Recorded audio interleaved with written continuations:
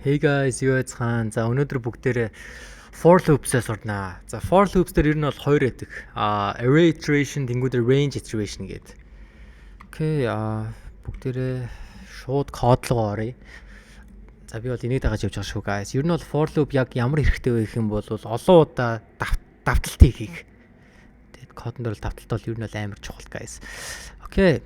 За бүгдээрээ би бол юудсан энэ файл үзсэн for array iteration гэдэг тэнгуүтэй add to z гэдэг функц үүсгэсэн. За энэ дээр би бол ингэж байгаа for-ынхаа keyword-ийг хэрэглээд тэгээд юудсан одоо энэ нэг хувьсгаж үүсгэж байгаа гэдэг. Тэнгуүтэй энэ хувьсгаж байгаа араас нь in гэж бичингүүтэй тэгээд бид нар massive бичиж байгаа, array бичиж байгаа. За энэ дээр яаж байгаа гэх юм бол одоо яг давталтыг байхгүй. Эндээс эхэлнэ. Нэгээс эхлээд, хоёроос эхлээд, гураваас эхэлнэ. Давталтыг болгонд одоо эхний нэг дээр ирж байгаас нэг дээр ирэх юм бол энэ нэг нь одоо I л орно.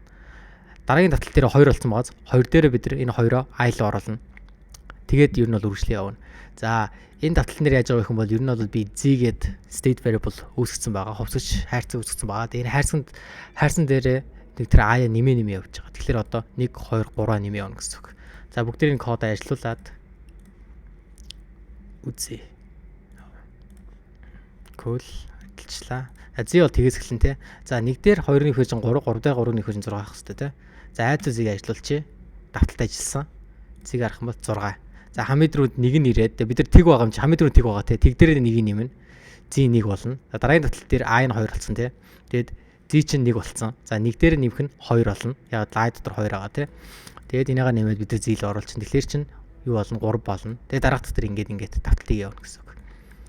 За окей, энэ бол би ингээд гар аргаар ингээд энэ юу massive үүсгэсэн байгаа. Дараа нь хэрвээ бид ингээд хувьсгчийг хэрэглүүл яах вэ? За big box-ыг үүсгэсэн. За энэ бол тоо massive төрөлтэй massive. Тэнгүүдээ дотор бол 3 элемент хадгалах боломжтой хэмжээтэй. Хэмжээг заагаад өгсөн. Тэгээд 2 3 4-ийг хийсэн. Тэгээд бид яг адилхан давталтай хийж байгаа. За энэ удаа бүгдээр энийгээ шууд ажиллаа үзүүлье. За 6 дээр нэмэх нь 2 гэхэр чинь 8, 8 дээр нэмэх нь 3 гэхэр чинь 11, 11 дээр нэмэх нь 4 гэхэр чинь 15. За guys. За array iteration бол нэг иймэрдүү ингэж syntaxтэй явагддаг.